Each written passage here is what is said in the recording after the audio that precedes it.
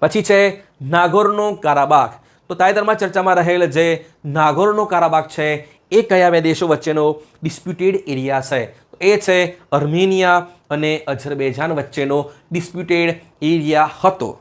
છે નહીં, હવે 40 વર્ષથી હતો. પણ જે જગત જમાદાર છે ડોનાલ્ડ ટ્રમ્પ, એમને જોઈએ છે નોબેલ પીસ પ્રાઇઝ જોઈએ છે. ઓકે, તો એમને શું કર્યું? આ બંને દેશોના જે મુખિયા છે, વડાપ્રધાન છે, પ્રેસિડેન્ટ છે, એમને બોલાવ્યા વ્હાઇટ હાઉસ કે તમે આવો, મારી હાજરીમાં તમે શું કરો? હસ્તાક્ષર કરો.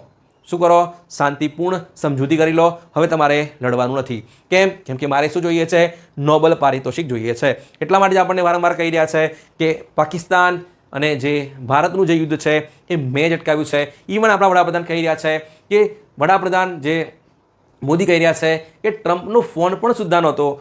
આ કારણે ટ્રમ્પભાઈને આવી ગયો ગુસ્સો અને ભારત પર શું લગાવી કરે છે? ટેરિફ લગાવે છે. પહેલાં જાહેર કર્યા 25% અને પછી જાહેર કર્યા એક્સ્ટ્રા 25%. બરાબર છે.